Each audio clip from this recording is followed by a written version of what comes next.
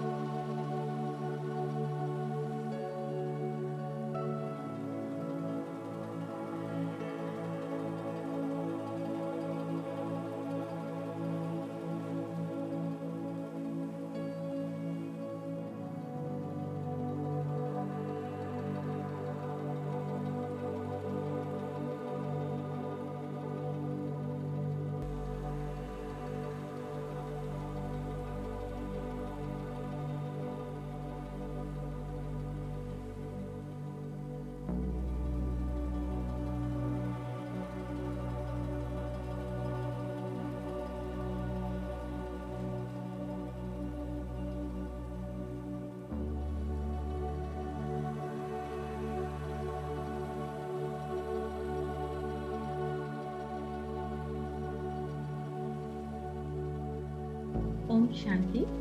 परमपिता परमात्मा शिव, जिनको सत्यम शिवम सुंदरम भी कहते हैं, उनके द्वारा प्रस्तुत इस राजयोग सत्र में आज अभी आप सभी दिव्य आत्माओं का दिव्य स्वागत है, अभिवादन। ओम शांति। आपने सुना गीत संगम की बेला है, ये समय बड़ा वरदानी है। तो आज के इस सत्र में जहां हमने स्वयं का परिचय देखा, परमपिता परमात्मा का भी परिचय देखा, राजयोग कैसे करते हैं वो भी देखा, इसके आगे चलते हुए हम समय के बारे में जानेंगे। जैसे आप जानते हैं कि इस सृष्टि में सभी सुन पा रहे हैं ना ठीक से? हाँ, तो जैसे कि आप सभी जानते हैं कि इस सृष्टि में हर बात एक चक्र के रूप में चलती है। ऋतु चक्र देखिए, एक के बाद एक ऋतु आता है। फिर दिन रात का चक्र देखिए, दिन के बाद रात, रात के बाद दिन, ये कंटिन्यूअस चलता है। ये अमावस पूर्णिमा देखिए, अमावस पूर्णिमा फिर अमावस, ये कंटिन्यूअस चलता है। कौन सी भी बात ले लो, एक चक्र के रूप में चलती है। 1 से 12 बजते हैं, फिर से 1 से चालू करते हैं काउंटिंग, तो ये कंटिन्यूअस चक्र चलता है। तो इसी तरह इस सृष्टि में एक सृष्टि का भी चक्र है, जिसे कहते हैं सृष्टि चक्र, समय चक्र या काल चक्र। आज हम उसके बारे में देखेंगे। इस सृष्टि चक्र के बारे में कहा जाता है कि इस सृष्टि चक्र की, काल चक्र की हर घड़ी कल्याणकारी। जैसे गीता में भी लिखा है, आप सबने पढ़ा भी होगा कि जो हो गया वो अच्छा है, जो हो रहा है वो भी अच्छा है, और जो होने वाला है वो तो बहुत ही अच्छा।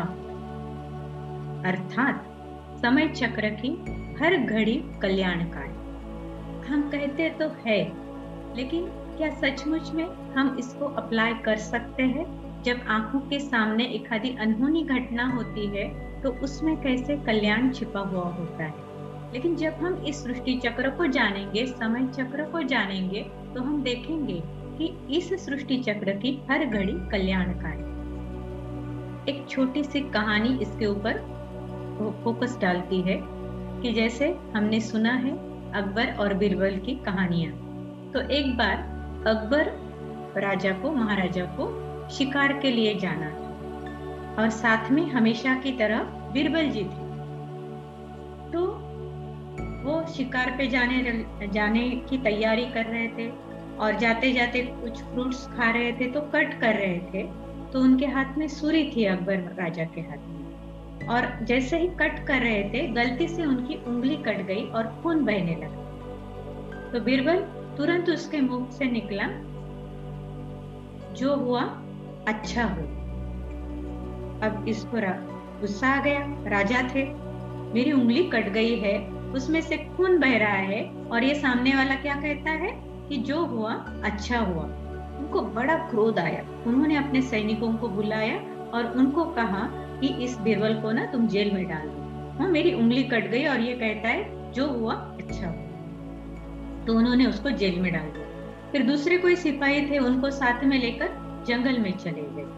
फिर जैसे ही जंगल में चले गए, बहुत अंदर अंदर चले गए, जंगल के बीच में अचानक क्या हुआ, कुछ आदिवासी लोगों ने उनको चारों तरफ से उनको घेरा और उनके ऊपर बाणों की वर्षा की।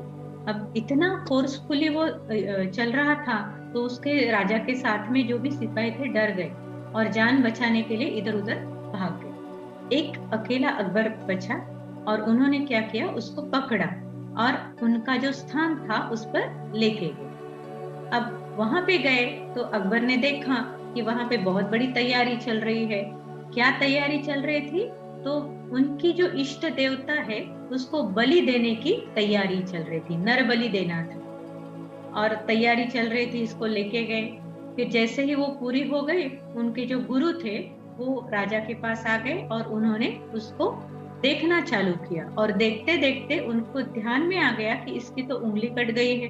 उन्होंने देखा और तुरंत कहा कि नहीं, ये बलि देवी स्वीकार नहीं करेगी, क्योंकि खंडित बलि देवी स्वीकार नहीं करती। और फिर वो आदिवासी लोग उसको लेके वापस आ गए, जंगल में जहां से लेके गए थे वहां छोड़ा और दूसरे को ढूंढने के लिए आगे चले। अब जैसे ही अकबर को छोड़ा था, अकबर ने पहला काम क्या किया, तुरंत अपने राज्य की ओर चला, राज दरबार में आया और पहला ऑर्डर दिया कि जाओ आप बीरबल को पहले लेके आओ। बीरबल को लेके आए। फिर बीरबल को उन्होंने बताया कि देखो तुमने कहा था जो हुआ अच्छा हुआ, अगर आज मेरी ये उंगली नहीं कटती थी तो मेरी जान भी चली जाती थी। तो ये तो बात मेरे समझ में आई कि जो हुआ अच्छा हुआ, लेकिन तुझे जेल में डाला उसमें क्या अच्छा हो गया, उसमें क्या कल्याण था। तो उसने कहा कि राजा देखो, जब आपको पकड़ा जाता था सब तो भाग गए, लेकिन मैं नहीं भागता था, आपके साथ अंत तक जान है तब तक रहता था और आपके साथ ही चलता था। और जब आपकी बलि स्वीकार नहीं की जाती थी तो दूसरा कौन था, मैं ही था, और मैं तो पूरी तरह अच्छा था तो मेरी बलि स्वीकार होती थी। तो देखो अगर आपने जेल में नहीं डाला होता तो आज मेरी जान चली जाती। तो जो हो गया अच्छा हो गया। लेकिन समय पर हमें समझ में नहीं आता है कि क्या अच्छा हुआ है। लेकिन जब हम इस सृष्टि चक्र को, समय चक्र को जानते हैं तो हमारे समझ में आता है कि हर घड़ी इसकी कल्याणकारी है। और जब अचानक कुछ घटनाएं हमारे सामने आती है तब हमें ये नहीं होता कि अरे ऐसा क्यों, ये मेरे साथ क्यों हुआ, इसमें नहीं हम पढ़ते, लेकिन हम परमात्मा की याद से अपने को उस परिस्थिति से निकाल लेते हैं, है ना। हमारी स्थिति ऐसी बन जाती है कि किसी भी परिस्थिति से, किसी भी व्यक्ति से, किसी भी वस्तु से वो हिलती डुलती नहीं, एकदम स्थिर अवस्था को हम प्राप्त होते हैं। तो सुनते हैं आज इस समय चक्र, सृष्टि चक्र के बारे में। जैसे आप सभी को मालूम है, हर कोई जो अपने घरों में, अपने मंदिरों के सामने स्वस्तिका निकालते हैं, है ना। क्यों निकालते हैं? क्योंकि इसको शुभ माना गया है। लेकिन शुभ क्यों माना गया है? तो इस स्वस्तिका में सृष्टि चक्र का संपूर्ण रहस्य छुपा हुआ है। और जब हम ये जानते हैं पूरी तरह से, तब हमको ये ज्ञान मिलता है कि सृष्टि चक्र जो है वो हर घड़ी उसकी कल्याणकारी है। और इसलिए इसको जानने से मेरे जीवन में हमेशा के लिए शुभ शुभ होता रहता है। तो जो स्वस्तिका निकालते हैं ये सृष्टि चक्र का प्रतीक है, एक चिन्ह है, एक सिंबल है सृष्टि चक्र का। तो जैसे हम देखेंगे अभी ये सृष्टि चक्र को, दिखाई दे रहा है सभी को? Yes ma'am. हाँ, या तो ये जो है ये सृष्टि चक्र का चित्र है। इसमें सेंटर में अगर आप देखेंगे तो एक स्वस्तिका निकाली हुई है, और स्वस्तिका को अगर देखते हैं हम तो उसके 4 भाग होते हैं, और 4 भाग जो होते हैं वो इक्वल होते हैं, समान होते हैं, और एक क्रम होता है कि स्वस्तिका वैसे ही निकालनी होती है। अगर उल्टा सुल्टा निकालेंगे तो बोलेंगे नहीं ये गलत स्वस्तिक है, इससे अशुभ होता है। तो एक क्रम से वो स्वस्तिका निकालनी होती है ना, एक चक्र के रूप में वो फिरता रहता है। तो अगर आप वो स्वस्तिका जो होती है उसको 4 भाग होते हैं, 4 भाग इक्वल होते हैं, और हर एक भाग जो है वो एक एक युग दर्शाता है। ये चार भाग मिलके एक स्वस्तिका पूरा सृष्टि चक्र बनता है। जैसे परमात्मा कहते हैं, जैसे एक ड्रामा होता है, 3 घंटे का एखादी फिल्म अगर शूट की जाए और वो कितनी बार भी दिखाई जाए तो क्या होता है कि वो वैसे की वैसे रिपीट होगी। हाँ, अगर सीडी में एक बार रिकॉर्डिंग किए, कितनी बार भी आप सीडी लगाओ उतनी बार वो वैसे की वैसे सारी सीन्स रिपीट हो जाएगी। वैसे ही यह सृष्टि चक्र का ड्रामा 5000 साल का बना हुआ है। परमात्मा कहते हैं कि ये लाखों वर्ष का ड्रामा नहीं है सृष्टि चक्र, ये सिर्फ राइट अभी दिखाई दे रहा है, ये 5000 साल का सृष्टि चक्र है। जैसे ये सृष्टि करोड़ों साल की है, लेकिन इसमें फिरने वाला एक चक्र जो है वो 5000 साल का है। और जैसे ही ये चक्र पूरा होता है, 4 युग, सतयुग, त्रेता युग, द्वापर युग और कलयुग, फिर से ये नया चक्र चालू होता है। और ये अनादि, माना कितने चक्र हुए और कितने और होने वाले हैं ये कोई भी नहीं बता सकता। तो ये कंटिन्यूस फिरने वाला ड्रामा है सृष्टि चक्र का। अब इसकी आयु, जैसे कहा जाता है एक एक युग लाखों वर्ष का है, तो परमात्मा कहते हैं नहीं, ये पूरा ही सृष्टि चक्र जो है ये 5000 साल का है। और उसके लिए हमको कुछ प्रूफ देते हैं। जैसे महाभारत ग्रंथ है, उसके आखिरी अध्याय में बताया है कि हर 5000 साल के बाद ये महाभारत युद्ध हो। फिर जैसे कि एक मायन संस्कृति का कैलेंडर था, उसमें भी देखा गया है कि 2012 में उनका कैलेंडर जो है वो खत्म हो गया। 5000 साल का कैलेंडर था, वो खत्म हो गया और उस समय बहुत चल रहा था कि अभी पृथ्वी डूबने वाली है। बाइबल में भी यीशु क्रिस्त ने लिख के रखा है, क्रिश्चियन धर्म के बाइबल में, कि उनके 3000 वर्ष पूर्व इस सृष्टि पर हेवन था, यानी स्वर्ग भूमि थी। और उनको आके, यीशु क्रिस्त को आके 2000 साल हुए। जो भी हम ईस्वी सन लगा रहे हैं ना, 2023 चल रहा है, तो 2000 साल हो गए। अभी के 2000 साल और उसके 3000 पहले वाले साल, दोनों मिला के 5000 साल पहले इस सृष्टि पर स्वर्ग भूमि थी। अर्थात यहाँ सृष्टि चक्र जो है वो 5000 साल का शुरू हो गया। तो और हर जगह कहीं ना कहीं ये प्रूफ मिलता है। और जैसे पांडवों ने श्री कृष्ण को पूछा था कि भगवान आपके आने का समय हम कैसे समझेंगे, तो उन्होंने कहा था कि जब घर घर में महाभारत चालू हो जाएगा, वैसी परिस्थिति दिखाई देगी, तो समझ लेना कि परमात्मा के आने का समय अभी आ गया है। तो कहीं ना कहीं ये लिखा हुआ है। तो परमात्मा भी कहते हैं कि एक सृष्टि चक्र सिर्फ 5000 साल का है, लाखों वर्ष का नहीं। और इसमें 4 युगों से बना हुआ ये चक्र है जो कंटिन्यूअस फिरता रहता है। जैसे ऋतु चक्र फिरता है, दिन रात का चक्र फिरता है, अमावस पूर्णिमा का चक्र फिरता है, वैसे ही ये सृष्टि चक्र भी कंटिन्यूअस फिरता रहता है। और इसमें 4 युग है, हर युग समान है। जैसे स्वस्तिका की एक एक बाजू समान है, वैसे एक एक युग समान है। सतयुग, त्रेता युग, द्वापर युग और कलयुग, हाँ, ये 4 युग है। तो हर युग 1250 वर्ष का, सतयुग 1250, त्रेता युग 1250, द्वापर युग 1250 और कलयुग 1250। जैसे कलयुग खत्म होगा, फिर से सतयुग चालू हो जाएगा। तो ये कंटिन्यूअस फिरने वाला अनादि समय का सृष्टि का चक्र है। अब ये सृष्टि चक्र जो है, इसको क्या है, जैसे कहा जाता है कि ये बना बनाया ड्रामा है।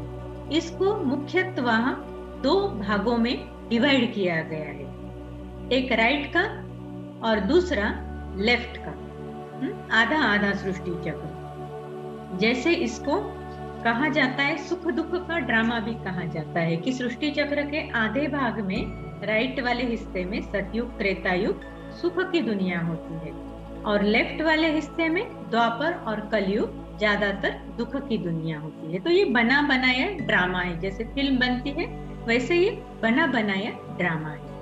सतयुग, अगर आप सामने, आंखों के सामने आप लाएंगे वो स्वस्तिका, तो राइट साइड, राइट को क्या कहा जाता है, राइटियस। हाँ, ये दुनिया कैसे होती है, राइटियस होती है। जैसे प्रसाद भी लेना है तो हम क्या कहते हैं कि आपका राइट हैंड आगे करो। तो ऐसे ही ये जो दुनिया है, जो राइट हिस्से में है सृष्टि चक्र के, वो राइटियस चल रही है, माना नीति प्रमाण चल रही है, सत्यता की दुनिया है। तो इसमें पहली बाजू है राइट साइड की ऊपर की सतयुग, 1250 वर्ष। यहाँ पे देखा जाए, यहाँ पे देवी देवताओं का राज्य है। सतयुग और त्रेता युग, ये 2 युग भारत में स्वर्णिम दुनिया है, जिसको कहा जाता है डाल डाल पर सोने की चिड़िया करती बसेरा, वो भारत देश है मेरा। ऐसी ये दुनिया 2 युगों में है। सतयुग श्री लक्ष्मी श्री नारायण का राज्य, सब आत्माएं आत्म अभिमानी स्थिति में स्थित, कोई दुख नहीं, कोई रोगराई नहीं, हर जगह प्रकृति का अनुपम सौंदर्य है, सुवर्ण महल है, जहां तहां हीरे माणिक जवाहरत, भारत भूमि अथाह संपन्नता है भारत भूमि पर। और ऐसे सतयुग में देवी देवता, जो धर्म की आत्माएं यहाँ पे राज्य करती है, उनकी आयु 150 वर्ष होती है। जब 150 वर्ष पूरे होते हैं तो उनको साक्षात्कार होता है कि अब जाके इस बच्चे के रूप में जन्म लेना है। तो मृत्यु का भी वहाँ दुख नहीं है तो जैसे इस दुनिया को अमरलोक कहा जाता है। पूरी आयु जीते हैं, कोई रोग नहीं है, कोई बीमारी नहीं है, कोई झगड़े नहीं है वहां पे। बहुत ही सत्यता की दुनिया है।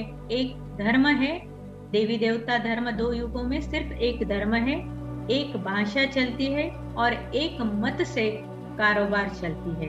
और पूरे विश्व भर में सिर्फ भारत भूमि पर यह स्वर्णिम दुनिया स्वर्ग की भूमि है, जहाँ देव आत्माएं निवास करते हैं। तो सतयुग में 1250 वर्ष, फिर उसके बाद जैसे ही काल चक्र आगे बढ़ता है तो स्वस्तिका की बाजू थोड़ी सी नीचे होती है, तो त्रेता युग को शुरुआत होती है। त्रेता माना थोड़ा त्रुटि का युग। जो आत्माएं संपन्न थी, 16 कला संपन्न माना एकदम परफेक्शन में थी, उनके गुण पूरे थे, शक्तियां पूरी थी, तो ऐसे संपन्न स्थिति में आत्माएं थी, जिसको 16 कला संपन्न, या जैसे पूर्णिमा का चंद्र देखते हैं उतनी परफेक्शन की ये आत्माएं थी।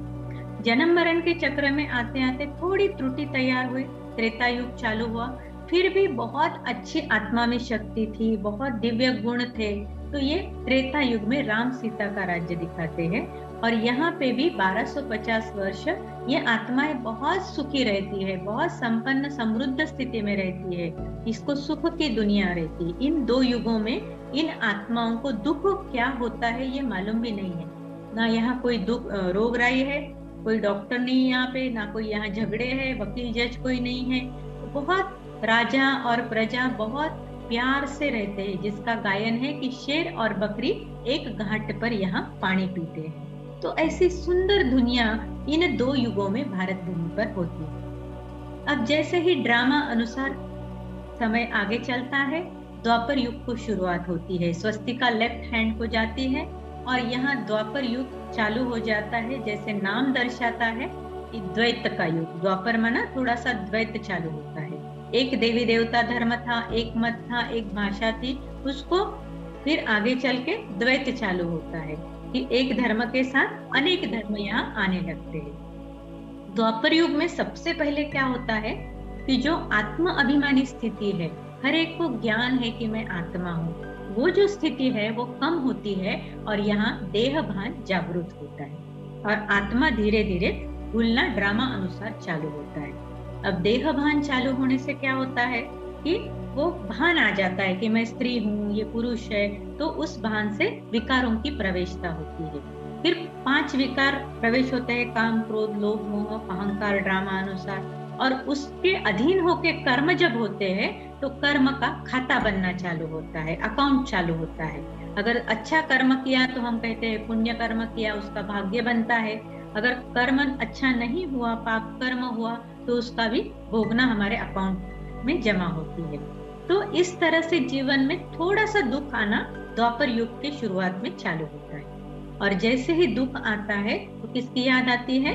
भगवान की याद आती है। तो यहाँ द्वापर युग में क्या होता है कि भक्ति मार्ग को प्रारंभ होता है। सतयुग, त्रेता युग, जिन देवी देवताओं की हम भक्ति करते हैं वो देवी देवताएं यहाँ राज्य करते थे। द्वापर युग शुरू हो गया तो आत्मा को थोड़ा दुख फील हुआ, परमात्मा की याद आई। बुद्धि शुरू में अच्छी थी, पहले शिव के मंदिर होते हैं, फिर उसके बाद जिसको जैसा साक्षात्कार होता है उस अनुसार देवी देवताओं की पूजन अर्चन चालू होता है। फिर इस द्वापर युग में और एक बात क्या होती है कि मनुष्य आत्मा रैपिडली उनके कर्म भ्रष्ट होने लगते हैं, लेकिन ये समय नहीं है सृष्टि चक्र के खत्म होने का। तो परमात्मा एक एक मैसेंजर भेजते हैं, अर्थात धर्म संस्थापक भेजते हैं और एक एक धर्म की स्थापना होती है।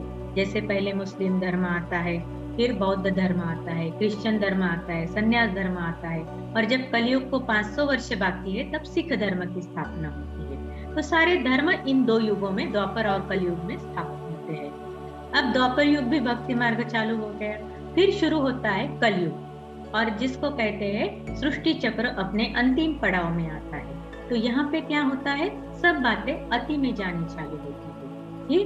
जैसे कहते हैं कि भ्रष्टाचार अति में जा रहा है, अत्याचार अति में जा रहा है, पापाचार अति में जा रहा है, सब तरफ दुख ही दुख है, रोगराई है, अचानक अकाले मृत्यु होती है, कहाँ एक्सीडेंट होते हैं, कहाँ भूकंप होता है। तो ये सारा क्या हो रहा है, सृष्टि जो सतयुग में एकदम अच्छी थी, सतो प्रधान थी, न्यू थी, जैसा घर नया होता है वैसी सृष्टि थी, और कलयुग अंत में जैसे घर 100-150 साल का पुराना होता है वैसे सृष्टि पुरानी होती है तो सारी चीजें बिगड़ जाती है। और जब कलयुग के भी 1250 वर्ष पूरे होने को आते हैं तब सब बातों की अति होती है। मनुष्य मात्र के बस की कुछ भी बात नहीं रहती।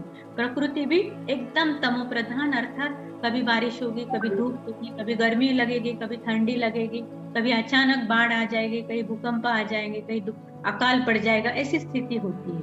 और तब परमात्मा कहते हैं अब ड्रामा में जो समय चल रहा है उसको आप जानो। जैसे यहाँ पे अगर देखते हैं, सामने आपके चित्र है आंखों के, उसमें देखा जाए तो एक घड़ी दिखाई है।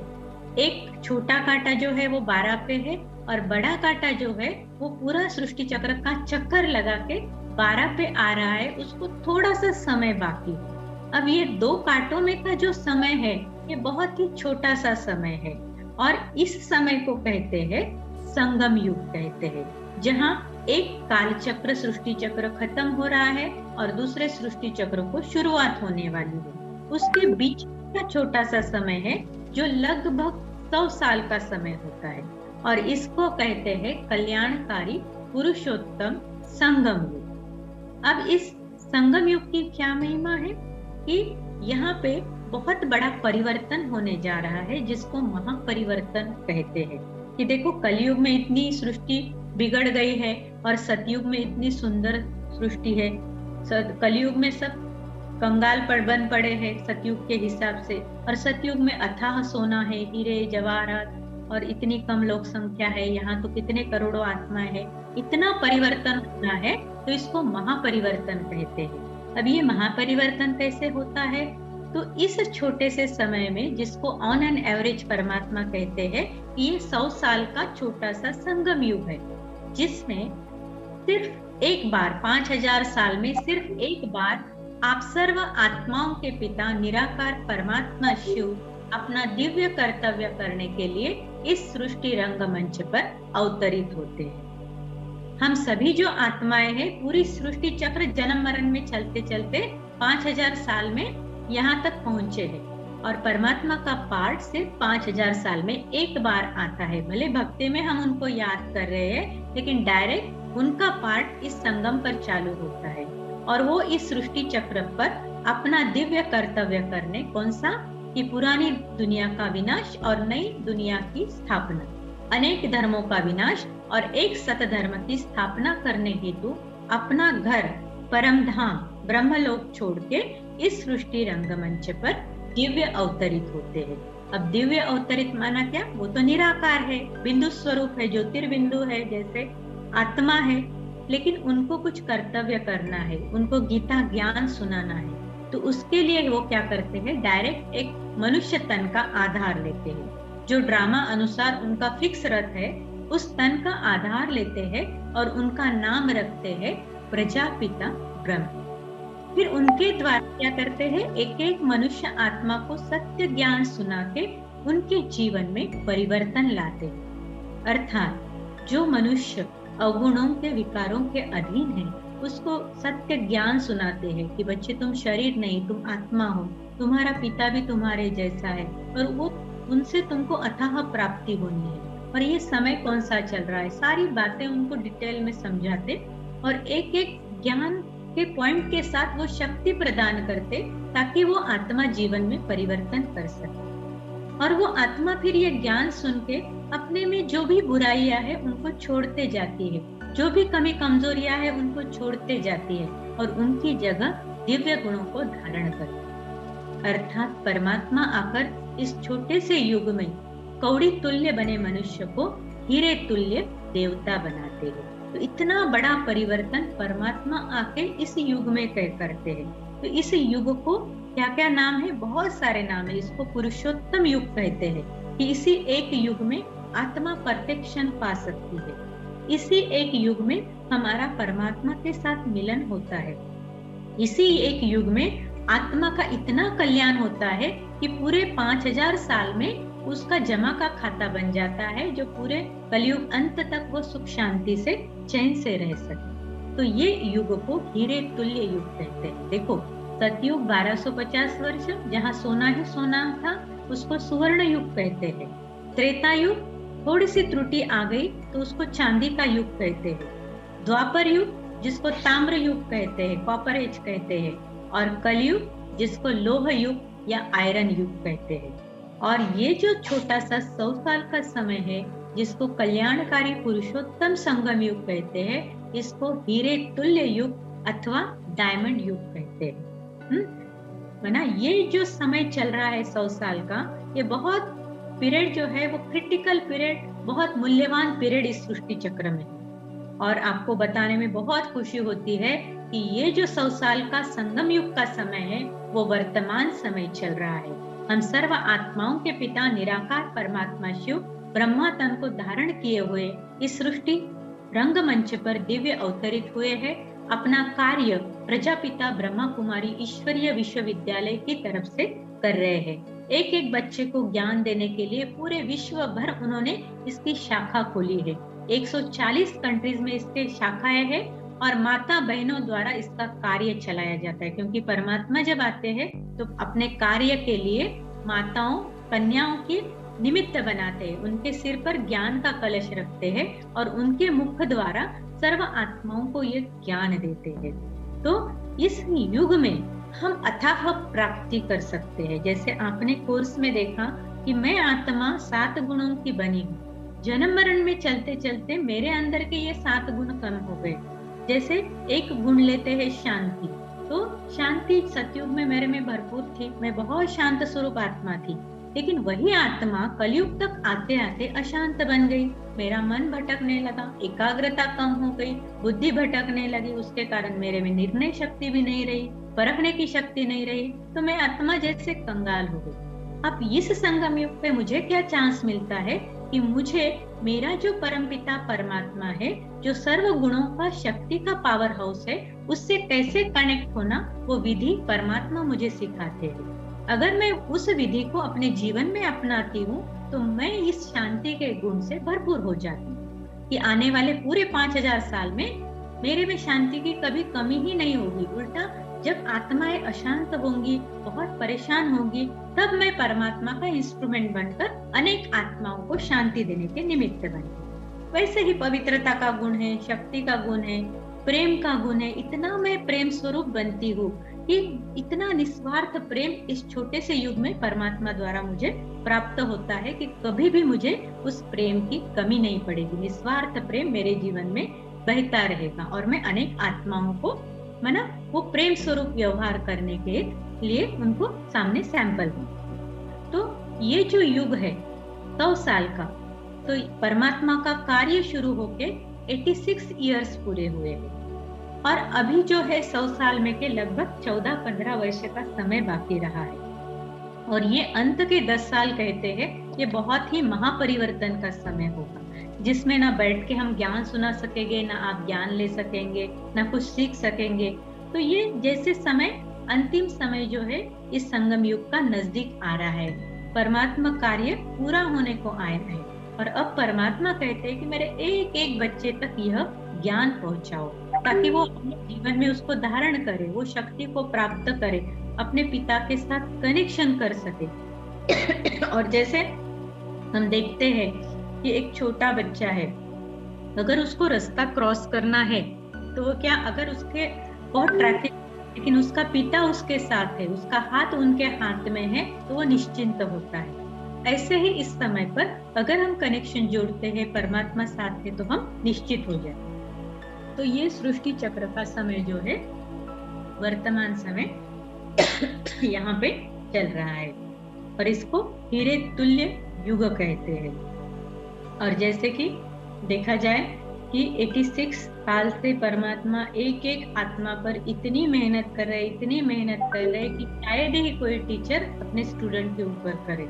इतना एक एक को ज्ञान सिखा के समर्थ शक्तिशाली बना रहे हैं। तो अगर इसको क्या कहा जाता है, ये संगम युग की बैंक भी कहा जाता है कि इसमें अगर आप जमा करते हैं तो 2 युग तो आपको बैठ के खाते हैं और फिर 2 युग के बाद भी वो कलयुग अंत तक आपको ब्याज के रूप में मिलता रहता है। तो ये संगम युग जो है, ये जमा करने का बैंक परमात्मा का यहाँ पे खुलता है, जहाँ पे हम आत्मा हर गुण हर शक्ति से भरपूर होते हैं। और जैसे ही देखा जाता है जो आत्मा शक्तिशाली होती है वो जीवन के हर पड़ाव पर सफल होती है। तो सारी सफलता का, सारी प्राप्ति का आधार हमारे आत्मा के अंदर जो भरे हुए गुण और शक्तियां और ज्ञान है, वही सब आधार है। इसके आधार से ही हमें सतयुग त्रेता युग धन की प्राप्ति होती है, अथाह धन मिलता है।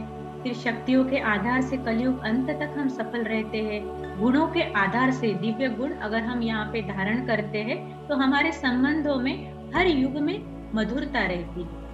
कहीं पे भी झगड़े या क्लैशेस नहीं होते हैं, क्योंकि परमात्मा द्वारा इतना हम प्रेम स्वरूप बने हैं, इतना दिव्य गुण हमारे अंदर धारण हुए हैं कि हम सुखदायी बनते हैं हर आत्माओं के लिए। और जहाँ सुख देते हैं, निस्वार्थ प्रेम देते हैं, वहाँ संबंधों में मधुरता होती है। संबंधों में कड़वाहट आने का कारण ही क्या है कि हमारी अपेक्षाएं बढ़ जाती है। हमारे पास कुछ नहीं रहता तो हम सामने वाले से मांगते रहते हैं, अपेक्षा करते रहते हैं। और इस संगम युग पर अगर हम भरपूर होते हैं तो हमें मांगने की जरूरत नहीं। और फिर से जब 5000 साल आ जाएंगे, संगम युग चालू हो जाएगा, फिर से हम परमात्मा के बनते हैं और वो सारी प्राप्तियां हम करते हैं। क्योंकि इस सृष्टि चक्र में कहा गया है कि ये ड्रामा हूबहू रिपीट होता है। 5000 साल का ड्रामा एक बार शूट हो गया, हूबहू रिपीट होता है। और यहाँ पे चेंज करने का थोड़ा सा समय संगम पर मिलता है। यहाँ पे अगर हम अपना भाग्य बनाते हैं तो वो ड्रामा हूबहू हर कल्प वैसे ही रिपीट होता है। हाँ, तो ये बहुत ही अनमोल हीरे तुल्य युग है, जहाँ हमारे सर्व आत्माओं के पिता परमात्मा शिव, उनका दिव्य अवतरण इस सृष्टि रंगमंच पर हुआ है। और आप देख रहे हैं कि दुनिया की हालतें इस समय क्या है। जैसे कहा गया है, परमात्मा ने जैसे ब्रह्मा के तन में प्रवेश किया, ये दादा लेखराज के आत्मा थी, जो आपको आगे बताया जाएगा। श्री कृष्ण की आत्मा आगे चलते चलते लास्ट के जन्म में जब आती है तो परमात्मा वही रथ का आधार लेते हैं, जिसका यादगार भक्ति में शिव के सामने नंदी की स्थापना करते हैं। क्योंकि परमात्मा की हर आज्ञा पे उन्होंने हाजी हाजी किया। जैसे परमात्मा ने उनमें प्रवेश किया, उनमें पहले विनाश का साक्षात्कार कराया कि अभी ये कलयुगी दुनिया का अंत आया है। तो कैसे अंत होगा कि बाहरी कंट्रीज में अणुबम का युद्ध होगा, जो मिसाइल्स कहते हैं, मिसाइल वॉर होगी और उसमें सारा विनाश हो जाएगा। पानी के नीचे जाएंगे ये खंड। और भारत में क्या होगा, क्योंकि ये भारत खंड, इसको अविनाशी खंड कहते हैं, ये परमात्मा अवतरण भूमि है, तो इसका विनाश कभी नहीं होता। तो यहाँ क्या होगा, यहाँ नेचुरल कैलामिटीज होगी, भूकंप होंगे, सुनामी होंगे, अकाल पड़ जाएगा, नेचुरल कैलामिटीज होगी। और दूसरा क्या है, ग्रह युद्ध हो जाएगी। इसके द्वारा भारत में परिवर्तन होने वाला है। तो ये महापरिवर्तन का समय है।